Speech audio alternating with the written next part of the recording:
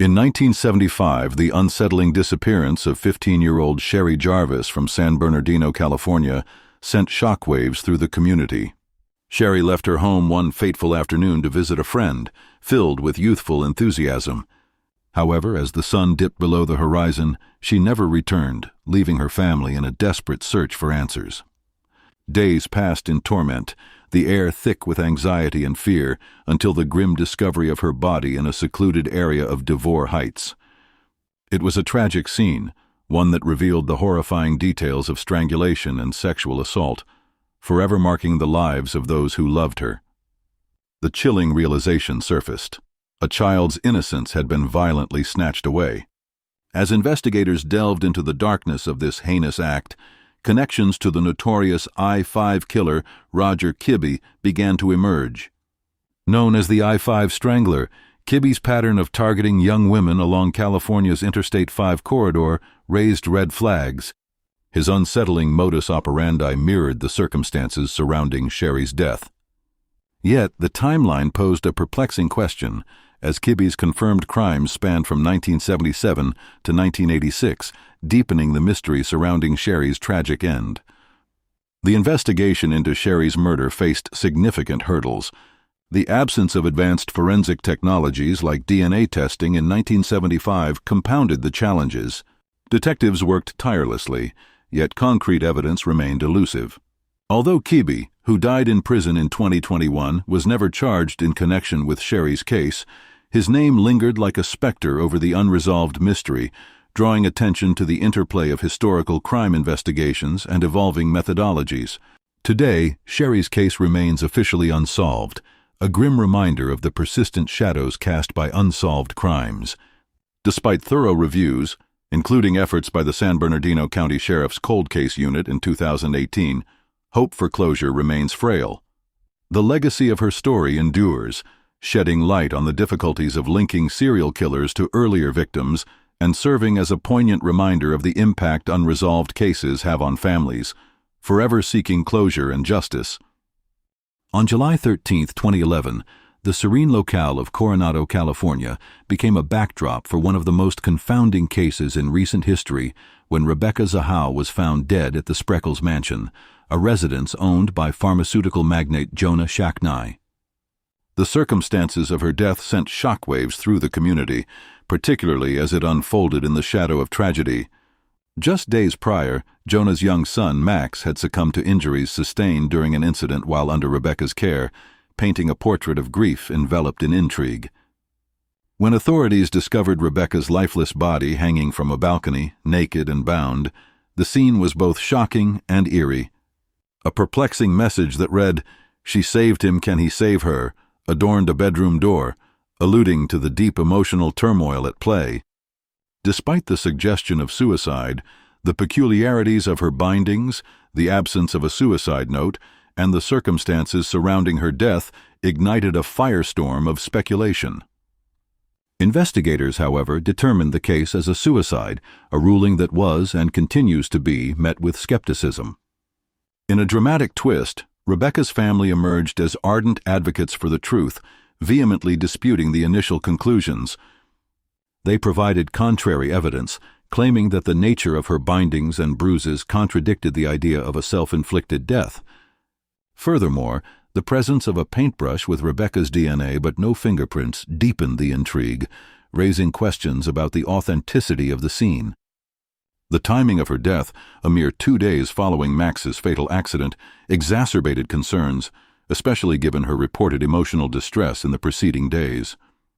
Legal proceedings followed, with a wrongful death lawsuit filed against Jonah's brother, Adam Shacknai, who had discovered her body, alleging murder and pointing toward a larger conspiracy. The narrative took another turn in 2022 when a civil court found Adam Shacknai liable for wrongful death, leading to a court-awarded $5 million settlement to Rebecca's family. However, just months later, that verdict was overturned due to a ruling that cited an insufficient evidentiary basis for proving Adam's involvement. In 2023, the family announced their intention to appeal this reversal, emphasizing that the pursuit for justice and accountability remains fraught with complications. The case persists as a focal point of public discourse, attracting media attention and persistent questions surrounding the possibility of a cover-up by influential figures.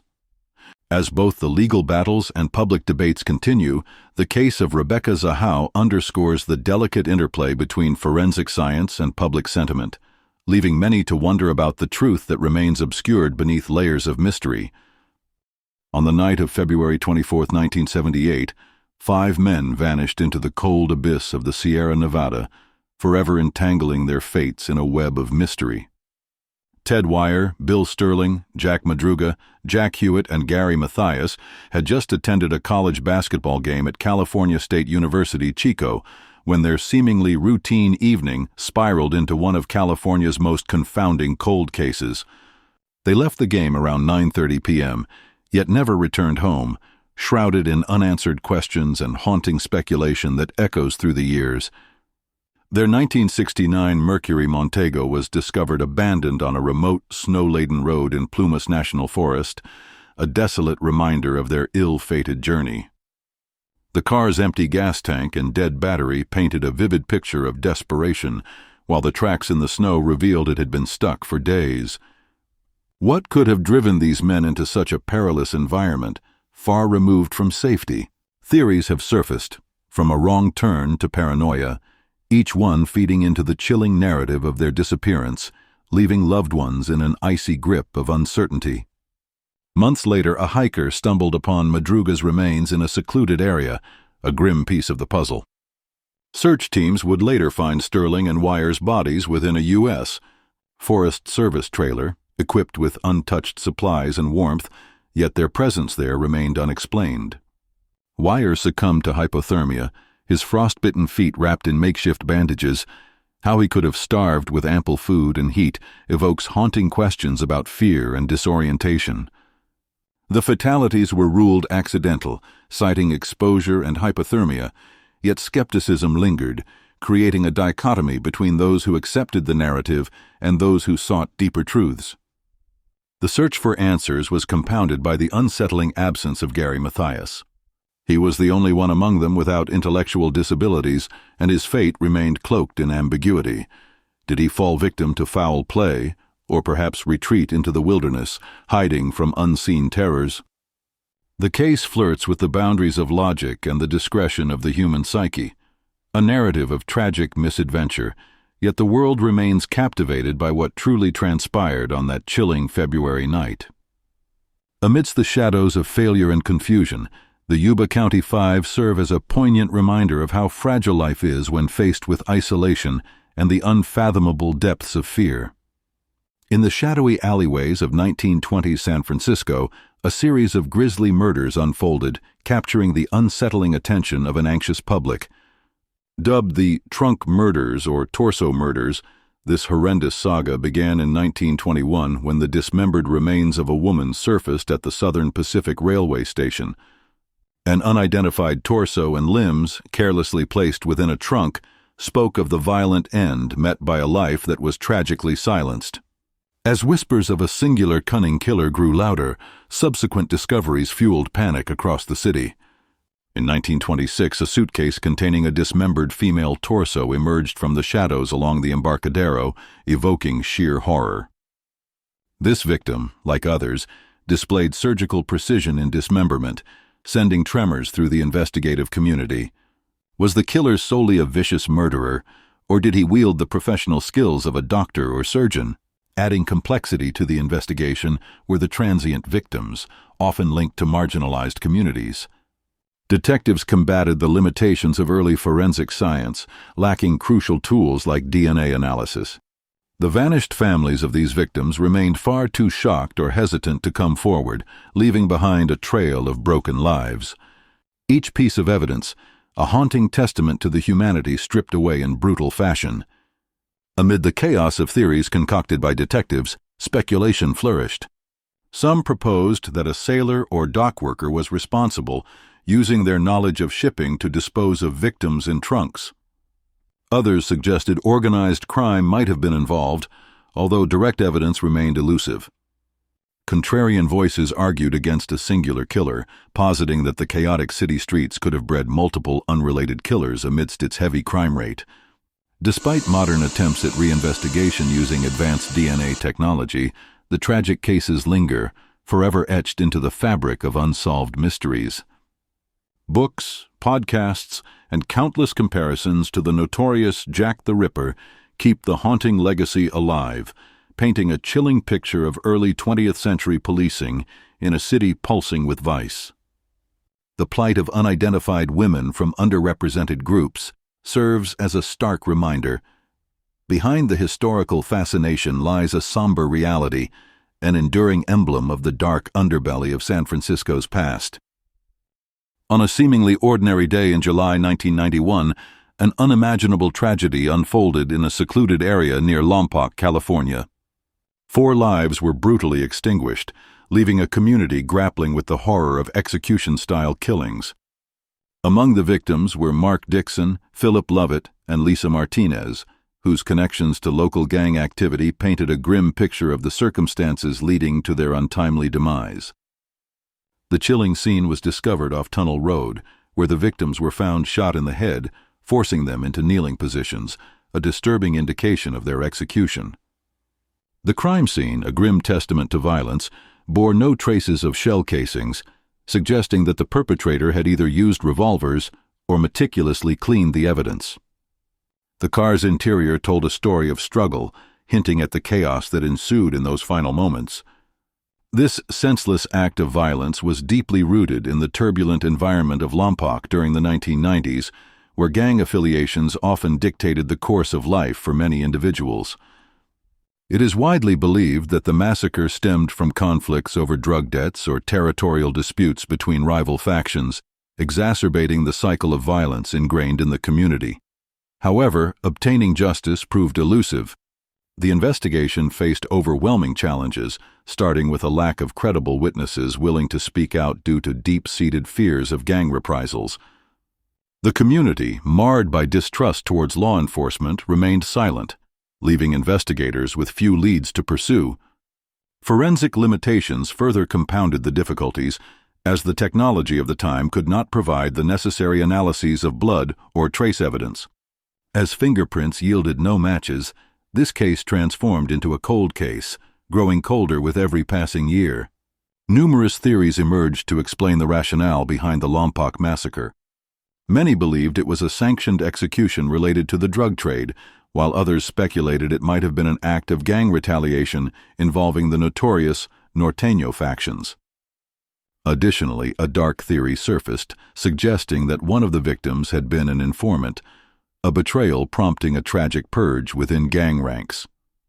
Regardless of the theory, the chilling legacy of the massacre intensified the community's distrust of law enforcement and exacerbated the already fraught atmosphere of gang-related violence.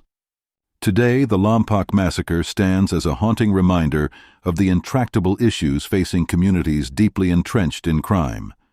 The investigation remains open, yet unsolved, and as time passes, the tragic event lingers in the shadows, a ghostly emblem of violence that still grips the streets of Lompoc. In 1982, a grim discovery in San Jose led to the identification of a victim whose life was tragically cut short. This unidentified adult woman was found strangled, a victim of a crime that, despite the passage of decades, remains unresolved. Her case is emblematic of the challenges faced in solving cold cases, where time obscures details and evidence can become elusive.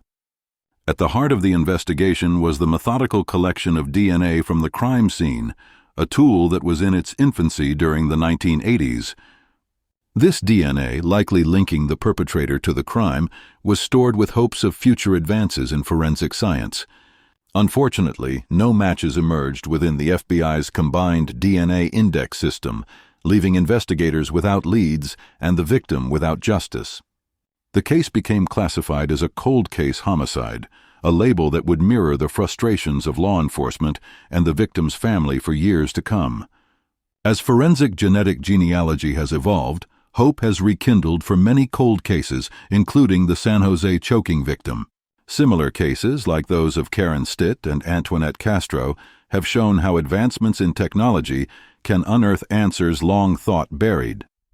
These examples emphasize the pressing need for renewed efforts. Techniques that could reconstruct a family tree from DNA may provide a pathway to identifying the victim and potentially the perpetrator. To further this goal, widespread public appeals could be crucial, utilizing sketches or case details to evoke memories. As every stone is turned, the search for this unidentified woman continues. Detectives remain committed to pursuing any potential connections that may finally shed light on her murder, hoping that someone may hold the missing piece to a case shrouded in mystery. In the bustling heart of Anaheim, California, the discovery of an unidentified woman's body near a Holiday Inn parking lot sparked a multi-decade mystery. Found on December 12, 1980, she was a young female estimated to be aged between 18 and 30, standing around 5'3" to 5'5" tall, with a weight of 120 to 130 pounds. Her brown hair cascaded in waves, concealing a slight overbite that might have reflected her unique charm. Yet the chilling trauma of multiple stab wounds marked her fate, rendering her just another nameless victim swallowed by the shadows of true crime history.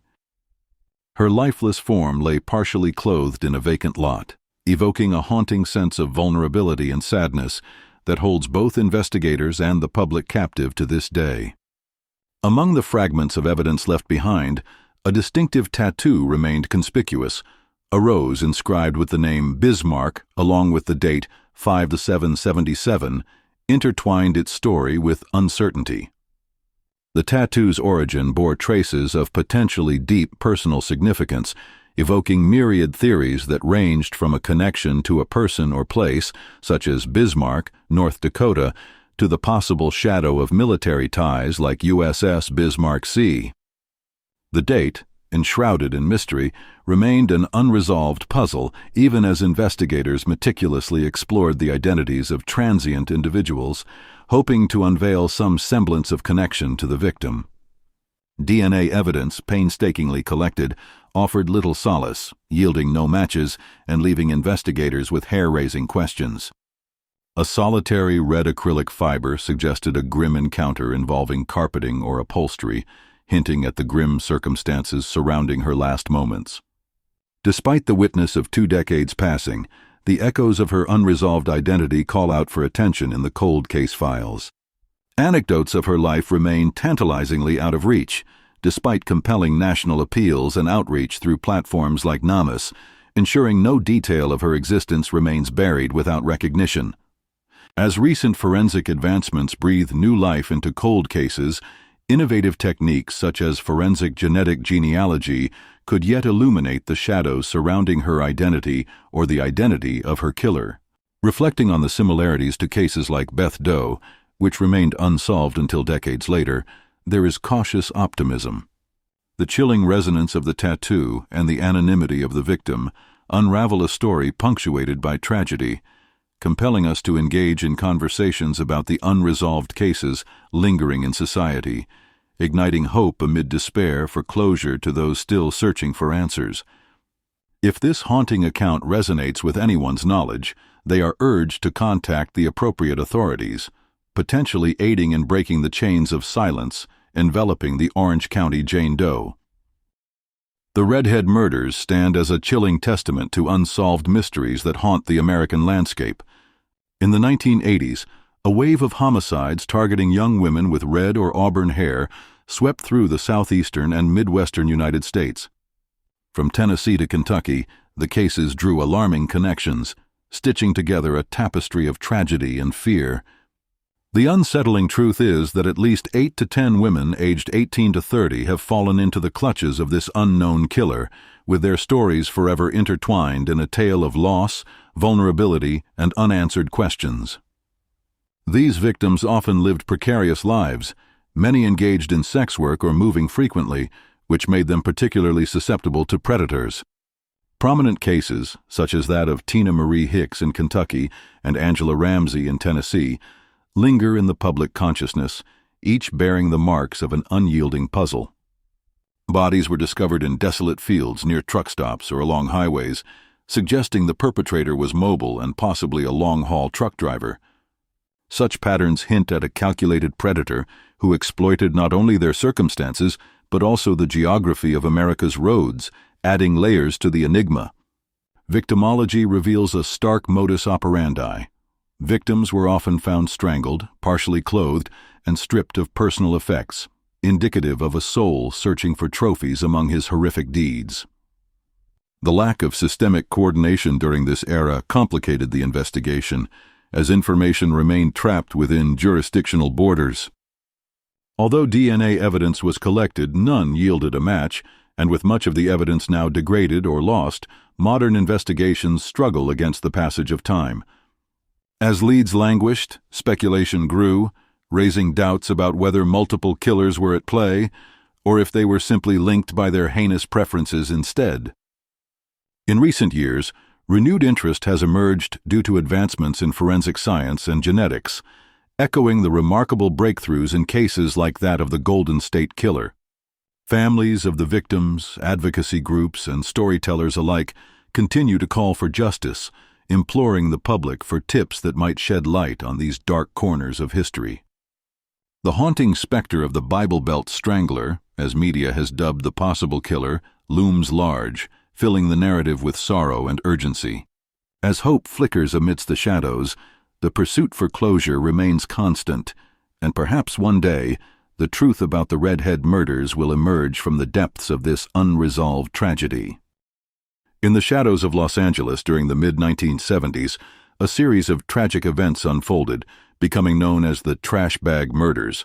It was a macabre incident that left the city gripped with fear. Between 1975 and 1977, the bodies of at least 10 to 15 women were discovered discarded in plastic bags, hidden away in alleys, vacant lots, and near busy freeways. The victims, often marginalized individuals living transient lifestyles, bore the unmistakable hallmarks of a predator's touch, linked by their chilling disposal method and a methodical killer's apparent pattern. The stories of these women reveal a haunting portrait of vulnerability, many engaged in sex work or struggling against the odds of societal rejection. Strangled or asphyxiated, they were stripped of their identities, a cruel act reflecting the killer's desire to erase their existence. With limited resources and a societal indifference towards their plight, investigations lagged. Misidentifications occurred, and many victims went unnamed, as community ties weakened in the face of tragedy, compounding the unbearable reality of their loss. The lack of DNA technology in the 1970s only deepened the mystery surrounding these crimes. The preservation of crucial evidence was inconsistent, leaving behind a trail of trash bags yielding no fingerprints or trace evidence. As investigators floundered amid overlapping jurisdictions, the absence of a centralized database hindered any recognition of patterns among the cases. Theories flourished, including a truck driver hypothesis, suggesting a mobile offender due to the strategic dump sites near highways, yet no solid evidence emerged. As years rolled into decades, the LAPD Cold Case Unit revisited the haunting memories of these crimes in recent years, re-examining physical evidence in hopes of uncovering new leads. Despite the advances in forensic science, challenges remain. Limited resources paired with the age of the evidence create an urgent race against time for potential breakthroughs. Documentaries and true crime podcasts have sparked renewed interest in these unsolved serial homicides, urging vigilant eyes to report any tips or leads. The trash bag murders serve as a grim reminder of a system that allowed crimes against marginalized women to slip through the cracks, illuminating gaps in 1970s-era policing. With the killer's identity still shrouded in mystery, the unresolved stories of these victims demand attention and acknowledgement. Modern forensic capabilities provide a glimmer of hope for justice, yet tangible actions must follow to bring closure to these haunting tales. As we reflect on the legacy left behind, the call for vigilance and compassion towards overlooked communities resounds, beckoning a brighter path towards understanding and safeguarding the vulnerable. On June 3, 1988, the idyllic sense of safety in Pinole, California was shattered when 7-year-old Amber Swartz mysteriously vanished outside her home. Her playful laughter, which normally echoed in the driveway, faded into chilling silence, leaving behind a mother's frantic search that would lead to a haunting legacy of uncertainty. Minutes after Amber was last seen, her mother, Kim Swartz, instinctively felt the weight of dread, signaling the beginning of a deeply entrenched mystery that still remains unresolved. The abduction unfolded from a seemingly ordinary scenario. A witness recalled seeing a blue van idling suspiciously nearby, yet despite efforts to track this lead, it dissolved into thin air, much like the young girl. Dark clouds hovered over the investigation as Kimberly received eerie, anonymous letters that suggested her daughter was with God, casting a confusing blend of hope and despair. Such strange communications inevitably muddied the waters, leading authorities down paths of unverified claims and public hoaxes that only compounded the distress. In the shadow of an unsuccessful investigation, Timothy Bindner's presence emerged as a significant but controversial figure. This local volunteer, drawn into search efforts, often exhibited erratic behavior and an unsettling inclination to insert himself into the narrative of Amber's and other missing children's cases. His link to the disappearances of other girls like Michaela Garecht and Eileen Michaloff further fueled speculation, yet thorough investigations yielded no charges, leaving behind layers of confusion and unanswered questions. Despite the passage of decades, Amber Swartz's case continues to resonate, haunting those who learn of her story. It serves as a stark reminder of the inherent challenges faced in cases of stranger abductions, amplified by the lack of physical evidence and coordination among law enforcement prior to the VICAP era. As the Contra Costa County Sheriff's Office clasps onto remaining evidence, the absence of any DNA breakthroughs adds a painful weight to the cold case, evoking sympathy for the families eternally affected by such tragedy.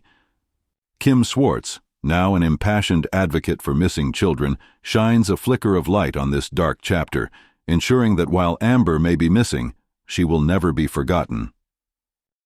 On a fateful day, November 19, 1988, 9-year-old Michaela Joy Garecht vanished from the parking lot of a Rainbow Market in Hayward, California. The sunny day turned ominous when a stranger abducted her while she was retrieving a friend's scooter. The parking lot became a haunting scene, where her innocence was shattered as she vanished without a trace, leaving her family and community in a chilling silence filled with unanswered questions. The abduction case escalated into one of the United States' most mysterious and distressing unsolved child kidnappings. Witness accounts painted a chilling picture: a white male, likely in his late 20s to early 30s, with blonde hair, fled in a light-colored sedan resembling a Toyota. The frantic rush of this scene played in the minds of those who tried desperately to help, with Michaela's friend witnessing the horrifying moment she was taken, leaving the scooter, a symbol of childhood joy, abandoned and forgotten. Years passed with no leads, but the investigation into Michaela's disappearance continued unabated. Law enforcement issued nationwide alerts. Inhabitants of Hayward lived with a sense of dread as parents clutched their children a little closer. Efforts included extensive searches and age progression pictures, yet Michaela's case remained shrouded in uncertainty. The echoes of her empty presence haunted the streets, and the absence of closure took a toll on her family with each passing year. In a surprise breakthrough in 2022, the Hayward Police Department identified David Mish as the prime suspect in Michaela's abduction.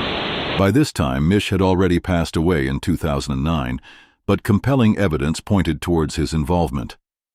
His DNA from relatives, coupled with witness testimonies and a record laden with troubling criminal history, including a previous kidnapping attempt, linked him to the case reminiscent of a chilling crime drama. Living nearby at the time, he matched the suspect's description and drove the type of car that had been observed at the scene. Despite the identification of Mish, the implications were bittersweet. He could not be brought to justice. Perhaps this closure brought some solace. However, Michaela's remains have never been recovered, leaving a poignant void. The aftermath of this tragedy profoundly impacted her family. Michaela's mother, dedicated to her daughter's legacy, became an unwavering advocate for missing children, sharing her story through books and work with organizations focused on child safety. The significance of this case ripples through time, reminding society about the urgency of unresolved crimes, the evolution of forensic techniques, and above all, the enduring scars left on the families that bear the weight of loss. On December 28, 1999, the life of 8-year-old Ziana Fairchild from Vallejo, California, changed forever. As she walked to her school bus stop, she was seen entering a gold-colored car, but the critical sighting was not reported until much later, allowing her abductor to slip away into the shadows. The weeks turned into months, stretching into a year-long search that gripped the community, only to end on December 11, 2000, when her remains were ultimately discovered in a remote part of Solano County, a heartbreaking conclusion to a harrowing ordeal. Within the tangled threads of the investigation, Curtis Dean Anderson emerged as the prime suspect. Having a history of abductions and sexual violence, he was already imprisoned for the kidnapping and murder of another young girl when authorities connected him to Ziana's case. In a chilling twist, Anderson confessed to the abduction and murder in 2002, but left behind a cloud of unanswered questions after he died by suicide in prison the following year. The case, meant to bring closure, instead revealed the fragility of justice when an offender escapes accountability forever. Ziana's case was not just a tragedy of loss. It was also marred by controversies and legal actions. Initially, the investigation took a detour when Emerson L. Dupree, the boyfriend of Ziana's aunt, was wrongly targeted due to his past. It took time for the truth to emerge, further complicating the search for her. Adding to the pain, Ziana's family found themselves at odds with law enforcement, filing a lawsuit against the Vallejo police for mishandling the investigation. A federal jury eventually awarded them $4 million, a bittersweet victory that somewhat acknowledges their suffering but cannot replace what they lost. The impacts of Ziana's case rippled beyond the immediate tragedy. Her story highlighted systemic flaws in missing child protocols, prompting advocates to call for stronger and more responsive action in abduction cases. While the Amber Alert system was already in place, Ziana's disappearance stirred broader conversations about community vigilance and the necessity of coordinated law enforcement response. Even after the case closed with Anderson's death, the memory of Ziana Fairchild continues to inspire efforts for reform, ensuring that her legacy speaks out for the children still at risk today. In the quiet remoteness of Alabama, an unsolved tragedy unfolded on the fateful night of March 27, 1910. The Hodges family, consisting of parents James and Elizabeth, their adult daughter Ethel, and 2 younger sons, were violently taken from this world, leaving behind a mystery that still haunts the community of Vernon. Their home, a sanctuary that turned into a scene of horror, drew an unthinkable amount of bloodshed which shocked the surrounding rural landscape, an area untouched by such gruesomeness. As the moon cast its pale light, the horror began. An axe wielded by an unknown assailant struck mercilessly, cutting down the innocent as they lay unaware in their beds. James was discovered outside, as though he'd attempted to escape the nightmare unfolding within.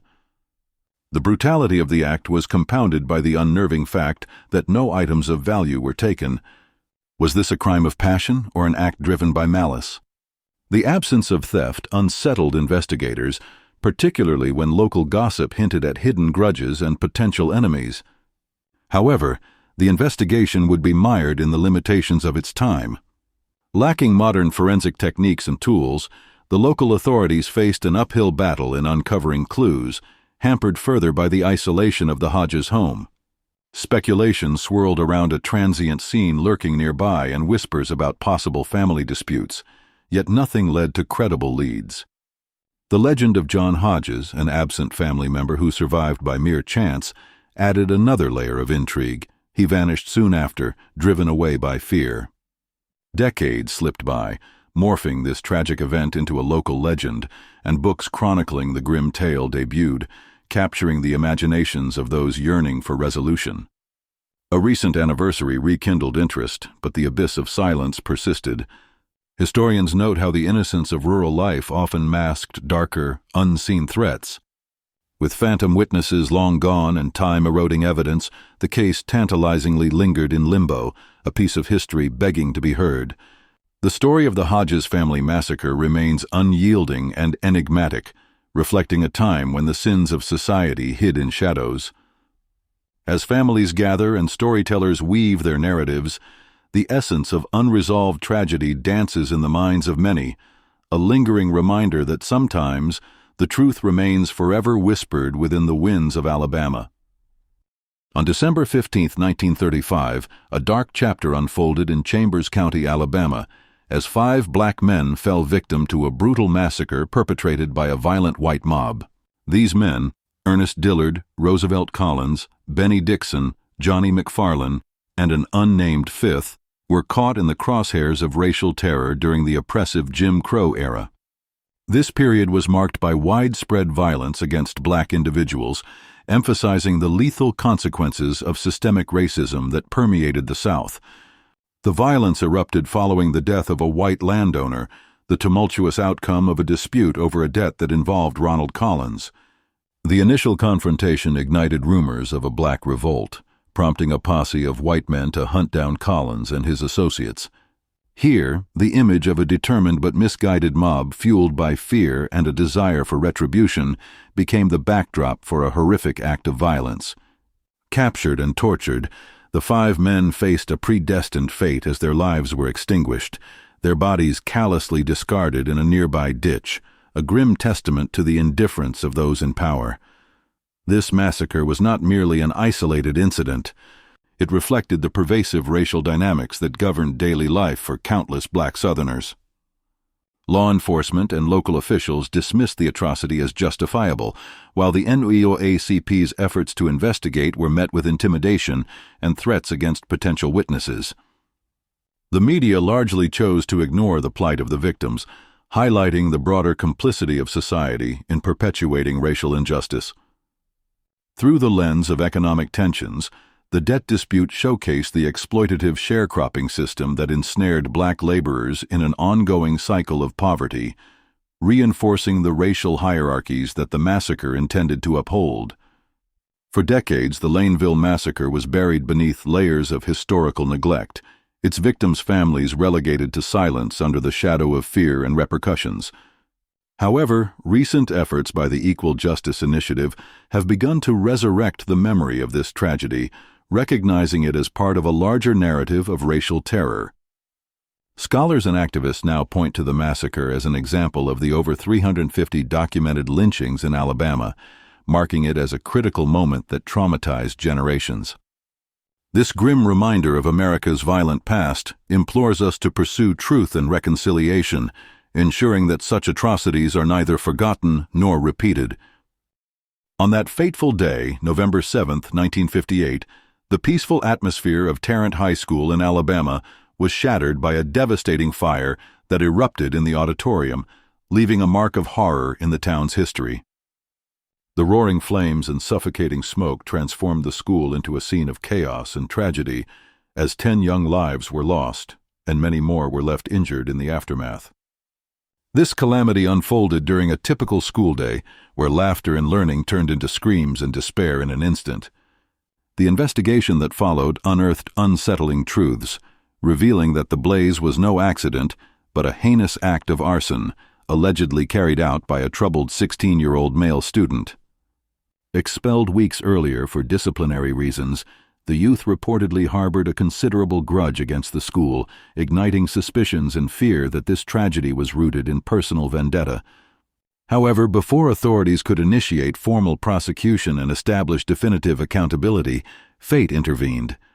The suspect lost his life in a car accident in 1959, leaving the case shrouded in mystery and the community grappling with unanswered questions and lingering sorrow. As the fire's devastation sunk deep into the fabric of the Tarrant community, memorials emerged to commemorate the lost souls. A plaque at the reconstructed high school stands as a solemn tribute, where the echoes of laughter are forever silenced. Grief enveloped the community, rich with shared memories but marred by unresolved pain. Yet amid the sorrow, safety became the rallying cry. The tragedy triggered a wave of reforms that reshaped fire safety codes in schools across Alabama. Enhanced exits, fireproof materials, and an unwavering commitment to safeguarding students emerged from the ashes of this catastrophe. Though the case rests officially closed, the haunting questions and the pursuit of justice linger in the hearts of survivors and families of victims, steering conversations about the importance of educational environments. The legacy of Tarrant High School's fire extends beyond mere remembrance. It symbolizes a resolute fight for safety, echoing the names of those lost in a communal pursuit of change. In embracing the lessons from that dark day, Alabama has woven safety into the educational fabric, ensuring that such a tragedy shall not fade into oblivion, but remain a catalyst for vigilance and reform. On that fateful evening of August 18, 1965, a senseless act of violence forever marked the life of 16-year-old Wardeen Ross. Her life was brutally cut short in the turbulent atmosphere of Birmingham, Alabama, a city grappling with fierce racial tensions exacerbated by the recently passed Civil Rights Act of 1964 and the Voting Rights Act of 1965. Birmingham stood as a battlefield where the fight for desegregation clashed violently with the deep-seated resistance from white supremacists.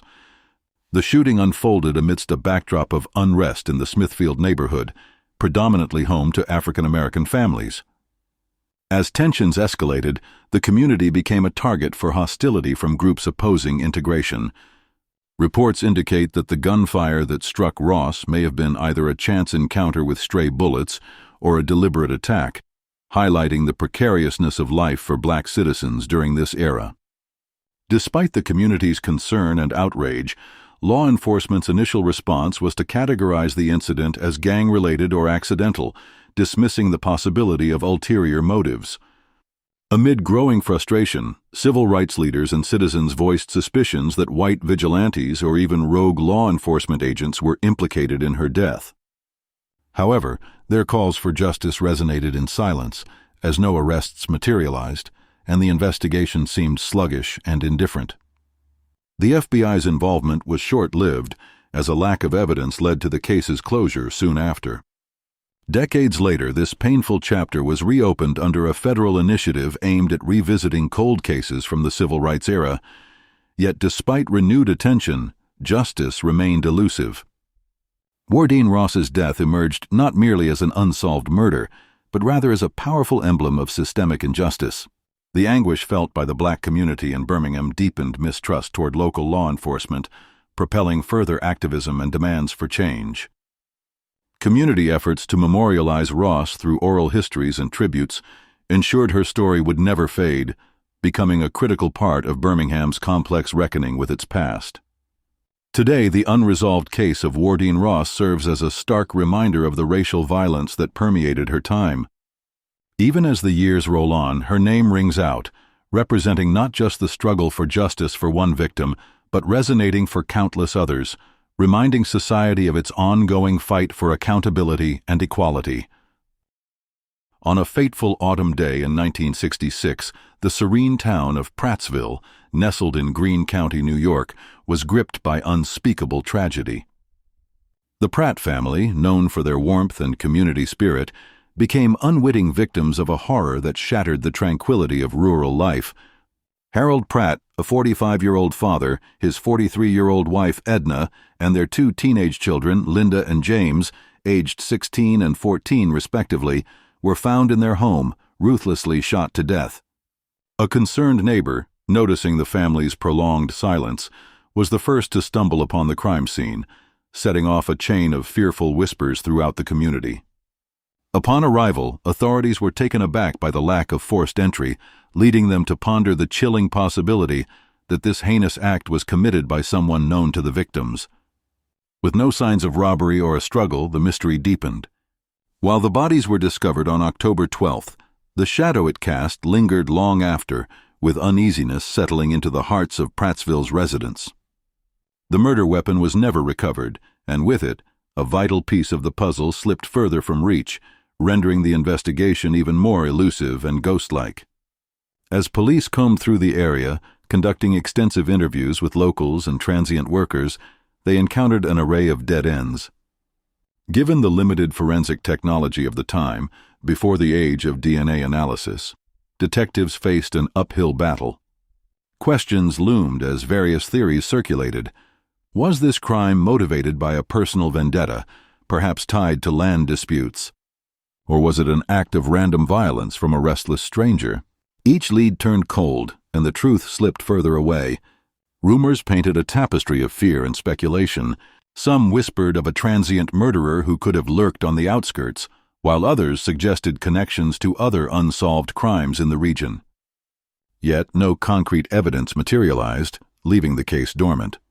Over the years, as interest in true crime escalated, the Prattsville murders resurface in discussions, a haunting reminder of vulnerability and unresolved grief.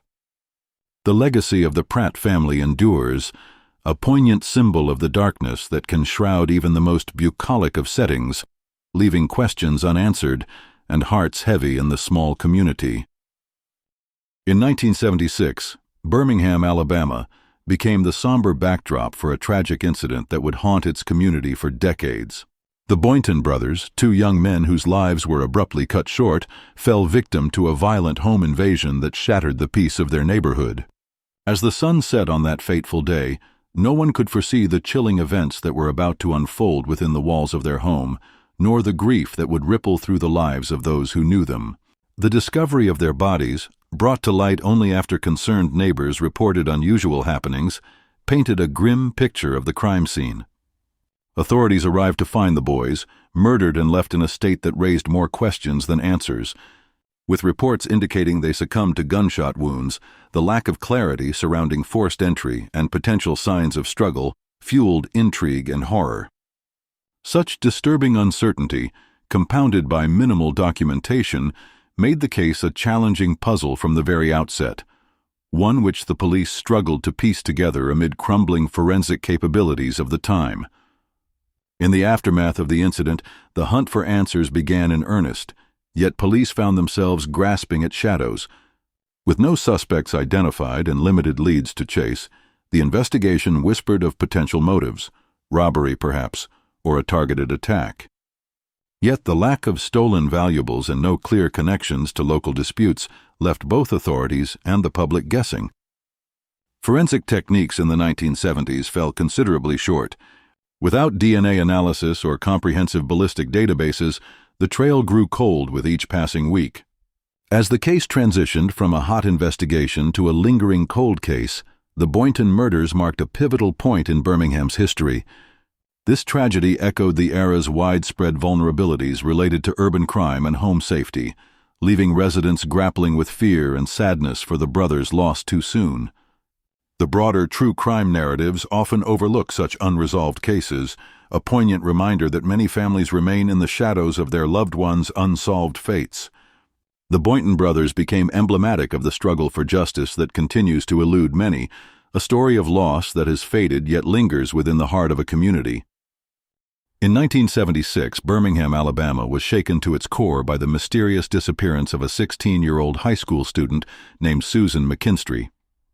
Described by those who knew her as quiet and well-liked, Susan was simply running an errand when she vanished without a trace. Her absence cast a shadow over the community, and days later, the unthinkable happened.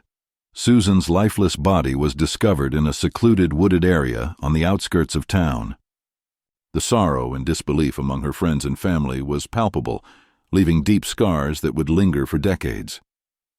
The initial investigation into Susan's death was a complicated affair, hampered by the limitations of forensic technology in the 1970s. The police worked tirelessly, interviewing friends, family, and anyone who might provide insights into the last moments of Susan's life. Yet each lead seemed to vanish into thin air, similar to Susan herself. The autopsy revealed she had been strangled, yet the crime scene yielded little to no physical evidence, and no clear signs of sexual assault emerged. The absence of a murder weapon further complicated matters, leaving investigators with more questions than answers. As the investigation continued, various theories emerged. Some speculated it could have been a random act of violence, while others entertained the possibility of a known acquaintance's dark involvement. The landscape of Birmingham was riddled with its own secrets, and some suggested connections to other unsolved crimes in the area, yet none of these theories bore fruit. As time waned, the investigation lost momentum. quickly transitioning from active pursuit to a cold case, leaving Susan's family grappling with unanswered questions and unspeakable loss. The legacy of Susan McKinstry's murder remains woven into the fabric of Birmingham's history, a stark reminder of unresolved grief and the challenges of policing before the digital age. The tragedy sparked essential discussions about youth safety, the effectiveness of law enforcement, and the dark realities of homicides during a time lacking modern forensic tools. Her case has continued to resonate within local true crime narratives, surfacing periodically in media, but ultimately remains an unsolved mystery, embodying both the pain of loss and the unyielding quest for truth. In the heart of Birmingham, Alabama, a chilling mystery surrounding the disappearance of Mary Reed has lingered since 1977. Described by those who knew her as a vibrant and dependable 21-year-old, Mary's sudden exit from the lives of her loved ones created a ripple of fear and uncertainty that still resonates today. On a day that remains unmarked in public records, she vanished without a word, last seen either leaving her workplace or attending a local gathering, leaving behind puzzled friends and family members desperate for answers. The circumstances surrounding Mary's disappearance are clouded in ambiguity. She simply didn't return home when expected, a silence that grew louder as the hours passed into days. The police commenced a missing persons inquiry, fueling hope that perhaps she had chosen to escape her routines. However, as days turned into weeks without any trace of Mary, no clothing left behind, no personal belongings, no leads to guide the investigation, the tone swiftly transitioned from concern to suspicion of foul play. Officially classified as a presumed homicide, Mary Reed's case took a darker turn, leaving authorities grappling with a haunting void. Despite extensive efforts to locate Mary, the investigation revealed a troubling lack of evidence. Interviews with friends and acquaintances unveiled no solid leads, and law enforcement found themselves stymied by the limited forensic tools of the time. There were whispers of personal tensions in her life and speculative theories ranging from potential abduction to the involvement of someone close to her. Yet, as each theory unraveled, the absence of physical evidence, coupled with the constraints of 1970s technology, rendered their inquiries fruitless. With no crime scene to analyze and the missing pieces of Mary's story remaining elusive, the case fell into the shadows of cold investigations. Mary Reed's disappearance serves as a stark reminder of the pervasive threats faced by young women during that era. The chilling legacy of her case reflects the harrowing reality of unsolved missing persons incidents, where families grapple with the eternal hope of closure amidst an unfathomable loss. As decades tick by, the memories of Mary's smiling face haunt those who remember, while surviving family members continue to seek renewed attention and answers, illustrating an enduring quest for justice that remains unfulfilled. In the quiet backdrop of Mobile, Alabama, the puzzling case of Linda Taylor's murder casts a long shadow. Found brutally stabbed in 1978, the victim's story remains elusive, clouded by outdated records and a lack of leads that could have illuminated the dark corners of this tragedy. The silence surrounding her death echoes the challenges faced in an era when crime investigations had yet to harness the power of modern forensic science. The crime scene, devoid of immediate suspects or any discernible motive, quickly spiraled into a labyrinth of unanswered questions. A smattering of media coverage, enough to alert the community, fell silent as the case matured like aged wine, untouched and unopened. Families in crisis often seek closure, yet Linda's family found themselves trapped in a cycle of hope and despair, seeking answers that remained just beyond reach. Insufficient evidence, both physical and testimonial, left investigators with little to pursue, creating the perfect storm of a cold case. As decades passed, the name Linda Taylor remained associated with tragedy, merging occasionally with other infamous individuals bearing the same name. However, this particular case belongs to its own narrative, one intertwined with the complexities of socio-economic issues and the inequities of the justice system. Unlike the sophisticated approaches of today, investigators in Linda's time grappled with rudimentary forensic tools, rendering the elusive search for her killer a Herculean task. Today, this case languishes in the files of Alabama's unsolved homicides, highlighting the urgent need for scrutiny into cold cases from yesteryear. There are whispers among families yearning for answers, fueled by a fervent hope that modern techniques and renewed interest might finally shed light on their loved ones' stories. Historical archives in Mobile may hold forgotten insights, waiting for formal requests that could unlock secrets long kept hidden. Linda Taylor's case serves as a poignant reminder of the challenges that legacy cases pose for law enforcement and the families yearning for resolution. Although the wheels of justice may turn slowly, the quest for truth is a potent force. Perhaps one day the suffocating silence surrounding her murder will give way to clarity, allowing for healing not only for her family, but for the community that bears witness to her unfulfilled narrative. Until then, her story endures as a shadowy testament of an unresolved tragedy.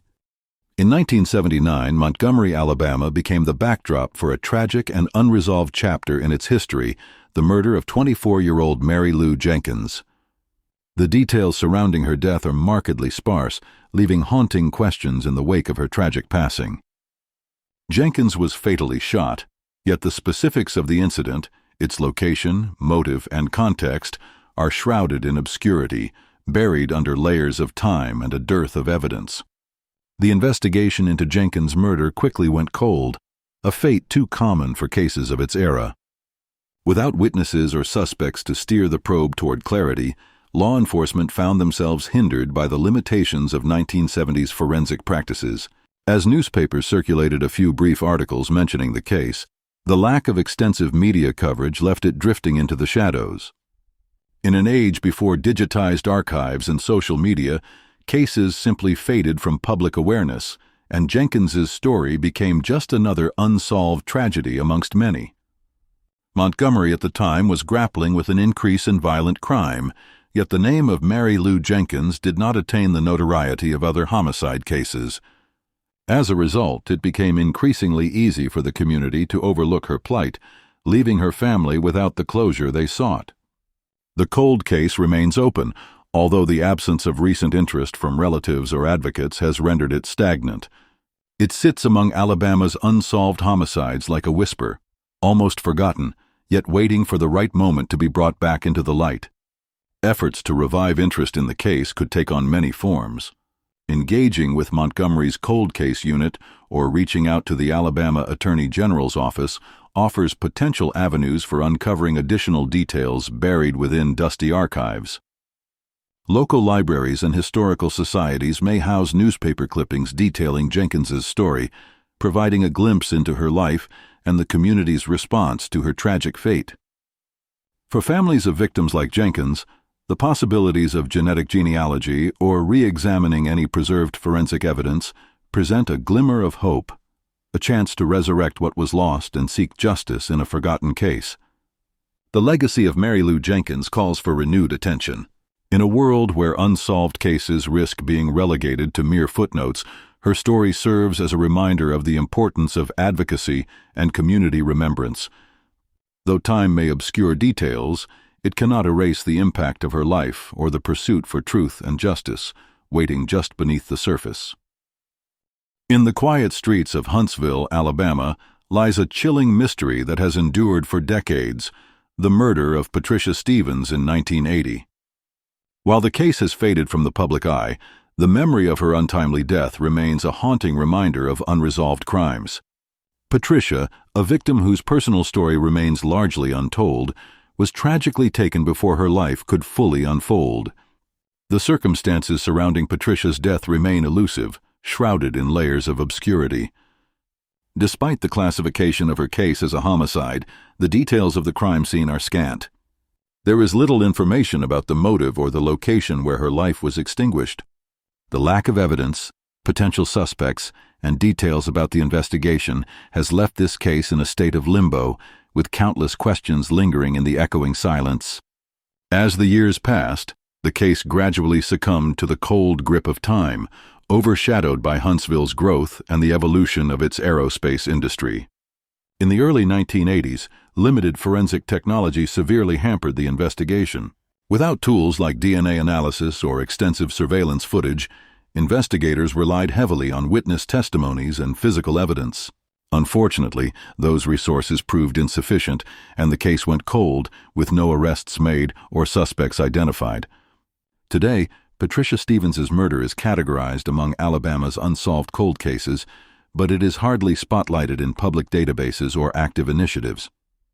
With outdated record-keeping and minimal media attention, the details surrounding her case remain largely buried. The continued obscurity of the case showcases the challenges of seeking justice for victims, especially those whose tragedies lack the spotlight they deserve.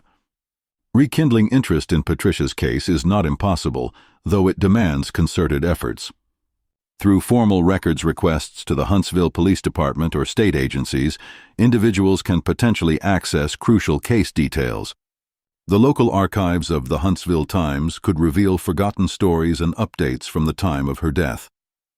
Increased advocacy from family members, communities, or dedicated researchers may also help shed light on this fading mystery, calling for forensic re-examinations that could reignite the pursuit of justice. Remembering cases like Patricia Stevens's is essential, as they highlight the lasting impact of unresolved crimes, echoing through families and communities. Each cold case serves as a stark reminder of the importance of perseverance, not just in seeking closure for the victims, but also in honoring their memory. As forensic science advances, so too does the hope for resolution, urging us not to let Patricia's story slip silently into history. In 1981, the quiet streets of Huntsville, Alabama, were shattered by a tragic event that would remain enshrouded in mystery. A young woman named Deborah Ann Brown was found dead, leaving behind a veil of unanswered questions.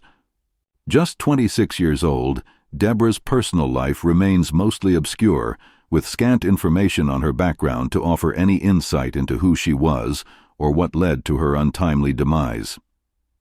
The lack of media coverage at the time only deepened the shadows surrounding her story, ensuring it would remain one of Huntsville's many unsolved homicides.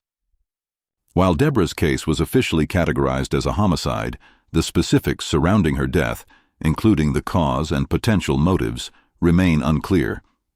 Fragmented and dated records reveal little about the crime scene. No detailed accounts emerged to illuminate the lifeblood that was lost that fateful day. As investigators combed through the scant physical evidence, they faced limitations of their era's technology, lacking advanced forensic tools that could have significantly swayed the investigation's trajectory.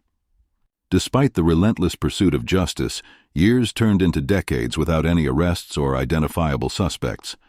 The passage of time buried the case deeper beneath layers of bureaucratic silence, and with every passing moment, hope dwindled for those seeking closure. Huntsville experienced a transformation into a technological and aerospace hub, yet the resolution of its violent past, including Deborah's case, remained elusive, buried in the annals of history. Today, Deborah's murder is a name that surfaces among Alabama's cold cases, yet it holds little visibility or recognition in public discourse. Without a concerted effort from family members, local journalists, or advocacy groups to shine a light on Deborah's story, the case slips further into obscurity, losing its urgency as the years march on. The absence of public awareness leaves the community grappling with unresolved trauma, as those affected by this tragedy seek the recognition their story deserves. To breathe life into Deborah's case, a few pathways may lead to justice.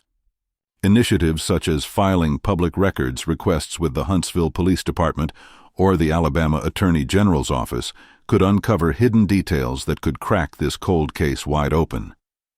Similarly, digging into local archives from the Huntsville Times may yield forgotten articles offering a glimpse into the societal ripples her death created. Advocate groups can also push for DNA analyses, urging investigators to explore genetic genealogy, harnessing contemporary techniques to potentially identify those behind this unresolved crime.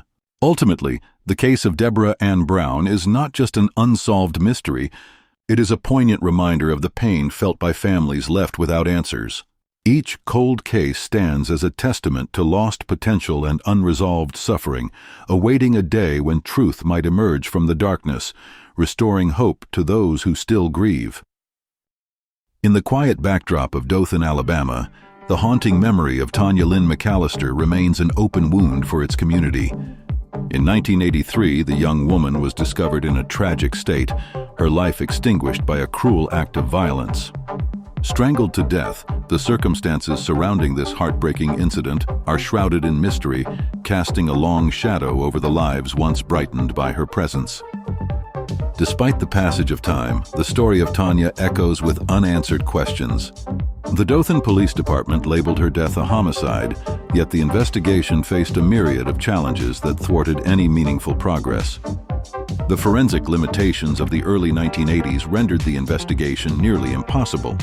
Without DNA analysis or advanced surveillance technologies, the authorities struggled to establish leads or capture tangible evidence. Dothan, a modest city with limited resources, found itself ill-equipped to handle such a serious crime effectively. The absence of insightful witness testimonies and the lack of vital physical evidence turned the case cold almost immediately.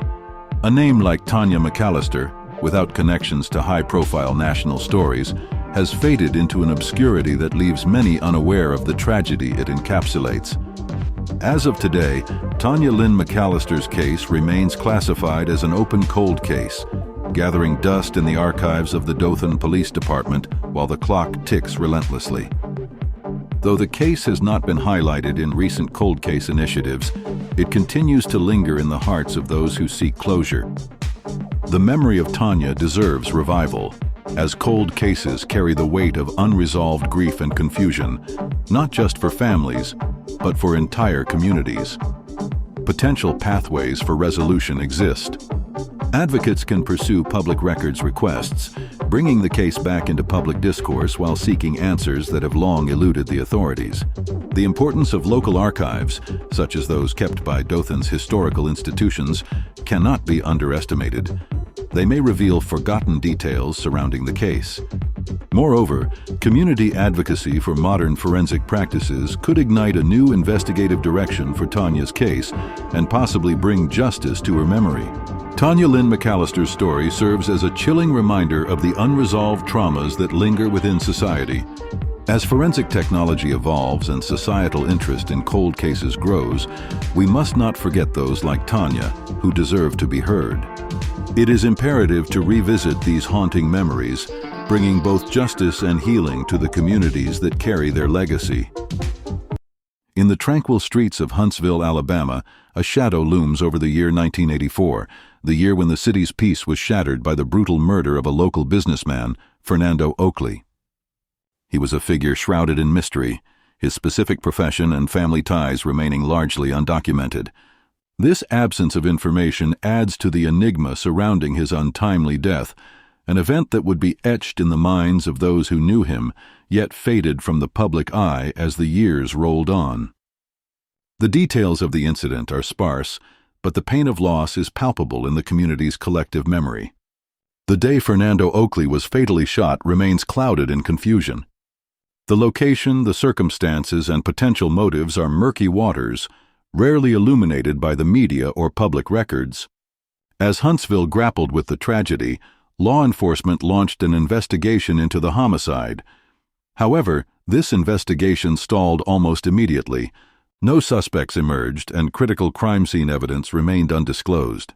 The limitations of the time, akin to a fog enveloping a forgotten path, only deepened the mystery as investigators employed techniques that now seem archaic. In an age devoid of modern DNA analysis or surveillance technologies, the pursuit of justice hit roadblocks that echoed throughout the years. As Huntsville transitioned and flourished in the tech and aerospace industries, echoes of Oakley's murder faded, overshadowed by rising economic prospects. The complexities often intertwining business-related homicides, financial disputes, personal vendettas, failed to offer any lead specific to Oakley's murder. His name, unlike others in notable criminal cases, faced the risk of being forgotten, reduced to mere statistics in Alabama's growing list of cold cases. Today, it rests quietly among unsolved mysteries, its files retained by the Huntsville Police Department, just waiting for a flicker of renewed interest. The ongoing challenges of scarce documentation and limited forensic capabilities from the era hinder any hope for resolution. Yet whispers of potential next steps for those who still seek the truth remain. Public records requests, probing local archives, and enlisting community historians could serve as a path to resurrecting the story of Fernando Oakley, rekindling the hope that one day the shroud will lift and justice will find its way home. In the heart of Mobile, Alabama, a tragic story unfolded in 1985 with the murder of Lisa Nichols, a case that continues to haunt the community. Details about Lisa, including her age and profession, remain largely obscured, masking the human element behind the tragic news headline. Despite a woman's life being abruptly cut short, the layers of her story remain veiled in mystery, awaited to be uncovered by those seeking justice. The events leading to Lisa's untimely death were shrouded in secrecy. Classified as a homicide, the lack of clear information regarding the circumstances, cause, or location of her murder left a chilling void. Without detailed media reports or adequate investigation, speculation looms over the precise nature of the crime, leaving families and friends in a state of uncertainty. In a time when tools for investigation were limited, without DNA analysis, advanced fingerprint technology, or surveillance systems, the investigation quickly dwindled, leading to a case that went cold just as swiftly as the shock of its occurrence. As time passes, Lisa Nichols' case exemplifies the challenges that plagued many violent crimes in the 1980s. Mobile, known for its bustling port and vibrant culture, also wrestled with high crime rates, causing numerous cases to slip through the cracks of police resources. The lack of public attention towards Lisa's case, combined with minimal coverage and documentation, has stripped it of the visibility needed for revival through modern investigative success. As efforts to revisit cold cases emerge, Lisa's name has faded from the memories of many, relegated to the shadows of unsolved histories, a poignant reminder of the importance of community involvement in crime resolution. Having listed Lisa's case among Alabama's elusive cold cases, the quest for answers appears bleak. Current retrieval of files from the Mobile Police Department or related archives requires formal requests, a cumbersome process that can feel daunting to those still passionate about seeking justice. Encouragingly, conversations around genetic genealogy offer a glimmer of hope. As technology advances and advocacy grows, the potential for renewed investigation into Lisa's case and the emergence of forgotten evidence could bring her story back to life, paving the way toward healing for a community still grappling with its unresolved past. In 1986, the quiet town of Montgomery, Alabama, was shaken to its core by the tragic murder of Sarah Crutchfield, a bright and promising 17-year-old student. On October 1st, after finishing her shift at the local Piggly Wiggly, Sarah was last seen leaving work, filled with dreams for the future. 2 days later, her lifeless body was discovered hidden in a wooded area near Eastern Boulevard, and the community was gripped by fear and heartbreak. The details surrounding Sarah's death were harrowing. She had been sexually assaulted and strangled, leaving behind a cloud of despair over those who knew her. Despite a thorough investigation, leads were scarce, and the case quickly grew cold, becoming one of many unsolved mysteries that haunt families and communities alike. For decades, Sarah's family sought closure, holding on to the hope that her killer would be brought to justice. Fast forward to 2020, where the wheels of justice turned in an unexpected manner. The Montgomery Police Department made a groundbreaking decision to partner with Parabon Nanolabs, venturing into the world of genetic genealogy. This revolutionary technique re-examined the preserved DNA evidence collected from the crime scene, unlocking a path to the truth that had remained elusive for 34 years. Through meticulous analysis, investigators identified William Joseph Lyons, a local man, as the prime suspect. What was chilling, however, was the realization that Lyons had passed away in 2006, rendering prosecution impossible. When the case was officially closed in November 2020, it brought a bittersweet sense of resolution. The authorities confirmed Lyons as Sarah's murderer, but for her family, particularly her sister Amy, the grief was twofold. While there was relief at the identification of the perpetrator, there was also profound sorrow that he would never be held accountable in life. This incident stands as a reminder of the enduring pain families experience long after such tragedies occur. The legacy of Sarah Crutchfield's case resonates far beyond its grim details. It emphasizes the transformative power of genetic genealogy, a testament to how advanced forensic techniques can illuminate the darkest corners of unresolved crimes. Moreover, it stresses the critical importance of preserving DNA evidence, enabling breakthroughs that could unfold even decades after the crime. As we reflect on this case, we are reminded of the relentless pursuit of justice and the hope that persists in the face of time. In the heart of Decatur, Alabama, a chilling discovery was made on October 3, 1987. The lifeless body of 31-year-old Pamela Hester was found in her home, a loving mother of two, brutally stabbed in an unthinkable act of violence. The absence of forced entry raised immediate suspicions that she might have known her assailant. The shockwaves rippled through the small, tight-knit community, leaving lingering questions and a sense of dread. As investigators embarked on the challenging journey to unearth the truth, they left no stone unturned. Fingerprints collected from the crime scene offered a glimmer of hope, yet the digital databases of that time yielded no matches, leading the case into a frustrating stalemate. Pamela was revered as a devoted mother and a cherished member of her church, with a life full of kindness and community engagement. The lack of a known enemy made piecing together a motive an intricate puzzle, intensifying the enigma surrounding her death. Over the years, the case attracted media interest, notably featuring on the show Unsolved Mysteries in 1994. Publicity renewed hope for answers, but despite the heightened awareness, tangible leads remained elusive. As time passed, the case grew cold, yet it never slipped away from the memories of those who knew Pamela and her family. In a bittersweet turn of events, Pamela's daughter, Christina, emerged as a stalwart advocate for justice. Her tireless efforts, fueled by love and loss, saw her share their story across various media platforms, persistently keeping her mother's memory alive. Fast forward to 2021, and the Decatur Police Department took a significant step towards uncovering the truth. They announced a re-examination of the evidence using the advancements of modern forensic technology. With the potential of DNA analysis, there was stirred hope for a breakthrough, yet as of 2023, no such developments had been confirmed to the public. The case remains one of Decatur's most haunting unsolved mysteries, a testament to the frustrations of tackling cold cases without the benefit of advanced forensic tools. The legacy of Pamela Hester resonates through the echoes of her unresolved murder, highlighting both the pain for her family and the challenges law enforcement encounters. Advocates spotlight the case as a suitable candidate for genetic genealogy testing, though obstacles like funding and accessible DNA samples loom large. As the years roll on, the quest for closure continues, reflecting the resilience of a family yearning for answers and the promise of advancements in forensic science to someday illuminate the shadows of the past. In 1989, the streets of Montgomery, Alabama, echoed with despair when local resident Marcus Gentry was fatally shot under mysterious circumstances. The grim nature of this incident looms large, reflecting the shadows of violence that permeated the community. Despite the tragedy, little is known about Gentry's life or the events leading up to his untimely death.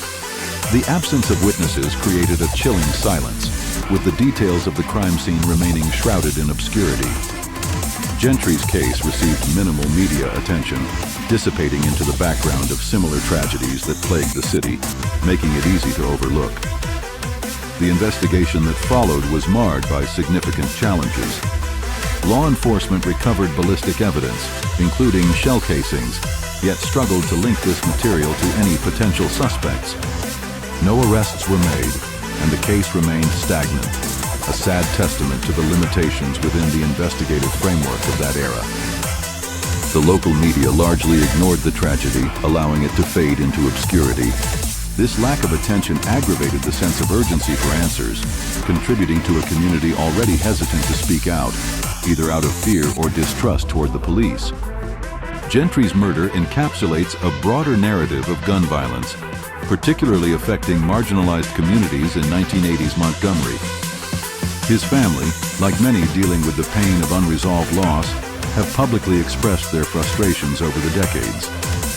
Yet their appeals for information have been eclipsed by more high-profile cold cases, leaving their own quest for justice lingering in a silence overwhelmed by the noise of higher-profile investigations. The enduring lack of cooperation from witnesses poses a significant obstacle, making the prospect of finding closure increasingly elusive.